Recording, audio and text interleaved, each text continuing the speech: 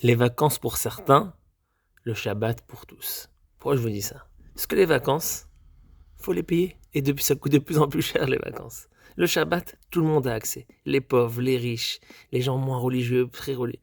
Tout le monde a accès au Shabbat. Dans le Shabbat, il y a une autre particularité. On se retrouve dans les synagogues pour prier, pour échanger, pour chanter, pour étudier, pour passer des repas communautaires.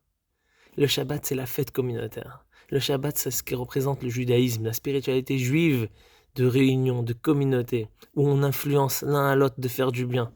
Et ça a été remarqué dans les études aux États-Unis que ceux qui appartiennent à une communauté, pas une communauté sur les réseaux sociaux, une vraie communauté qui vit ensemble, elle est motivée pour aider, pour être bénévole, pour donner de son temps, donner de son argent, donner de son sang, tout. Parce que c'est quelque chose qui est ouvert à tous.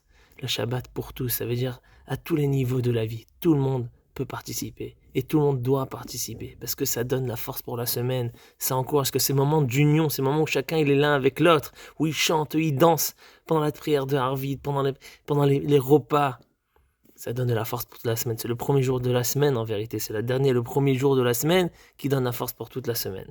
Et c'est ça la particularité du peuple juif. La particularité, c'est le peuple juif, c'est la religion qui sort l'homme de la solitude. C'est la croyance, la foi qui sort l'homme de la solitude. Les autres, très souvent, c'est chacun pour soi.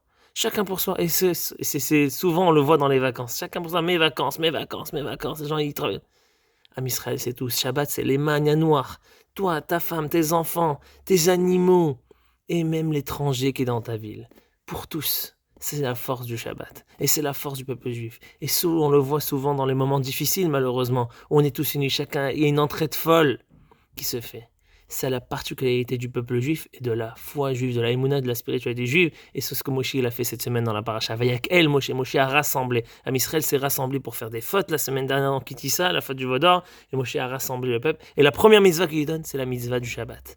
Bézat Hashem, qu'on puisse toujours participer, faire un beau Shabbat et aider son prochain et organiser et inviter toujours que le Shabbat soit toujours un Shabbat pour tous et ouvert à tous. Shabbat Shalom à tous.